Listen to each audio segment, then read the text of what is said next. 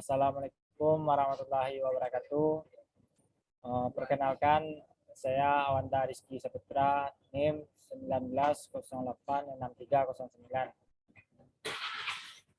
Baiklah, pada kesempatan kali ini saya ingin menjelaskan mengenai mini proposal untuk memenuhi tugas kuliah penelitian dalam PJOK dengan Bu Rasmawati dan Bu Weni Sasmita dengan judul motivasi siswa dalam pembelajaran pendidikan jasmani, olahraga dan kesehatan secara daring pada masa pandemi COVID-19 pada kelas 7 di SMP N15 Padang. Lanjut. Bab 1, pendahuluan. Landasan filosofis. Undang-Undang Republik Indonesia Nomor 3 Tahun 2005 Pasal 1 tentang Sistem Keolahragaan Nasional bahwa olahraga adalah segala kegiatan yang sistematis untuk mendorong dan membina serta mengembangkan potensi jasmani, rohani, dan sosial. Hal ini semakin menegaskan bahwa pendidikan jasmani sangat penting diberikan pada siswa karena untuk mengembangkan potensi baik jasmani maupun rohani. Lanjut. Landasan idealis. Pendidikan jasmani merupakan bagian dari pendidikan keseluruhan yang berarti mempunyai derajat dan kepentingan sama dengan mata pelajaran yang lain. Dalam proses pembelajaran, pendidikan jasmani juga tidak terlepas dari kurikulum. Karena kurikulum sebagai acuan dalam program pengajaran yang bertujuan untuk meningkatkan kualitas siswa.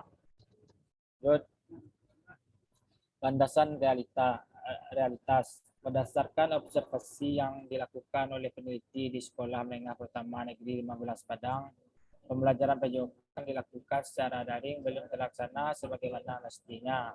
Banyak faktor yang mempengaruhinya. Sarana prasarana seperti HP yang tidak dimiliki siswa sebagai komunikasi, jaringan internet atau kuota yang terbatas, dan peranan orang tua dalam mengawasi siswa dalam belajar. Dalam hal ini diperlukan peranan guru PJOK dalam memotivasi siswa dalam melakukan kegiatan pendidikan jasmani lebih baik lagi.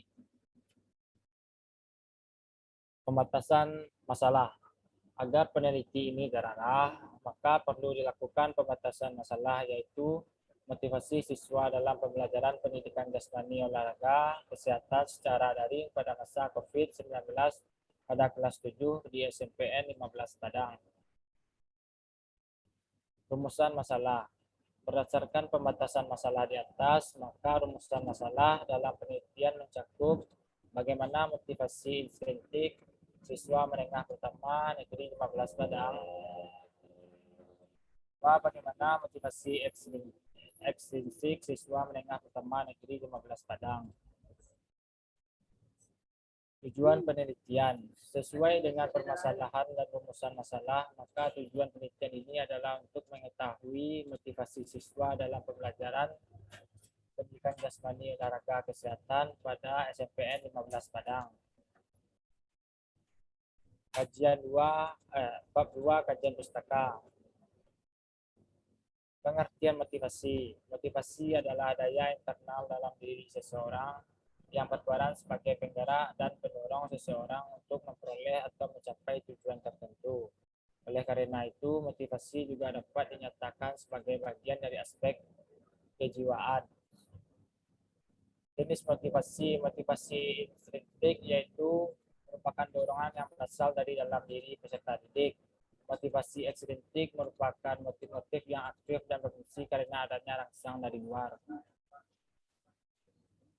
Pengertian pendidikan jasmani. Pendidikan jasmani merupakan suatu proses di mana perhatian dan perubahan individu diarahkan ke arah pengalaman bergerak.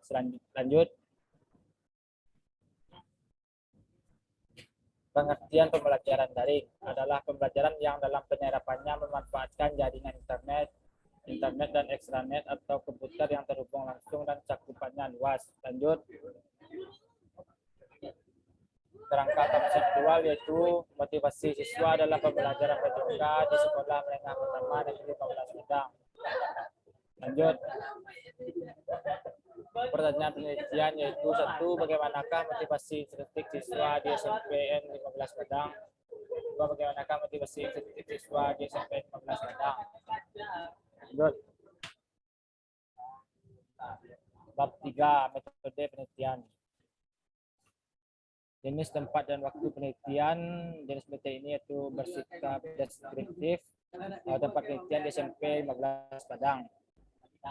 Lanjut. Populasi dan sampel. Dalam penelitian ini populasi adalah seluruh siswa SMP 15 Negeri Padang kelas 7 berjumlah 160 orang.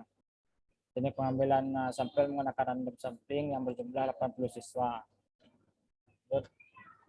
Instrumen penelitian yaitu menggunakan kuesioner atau angket yang disebar kepada seluruh siswa menggunakan skala Likert.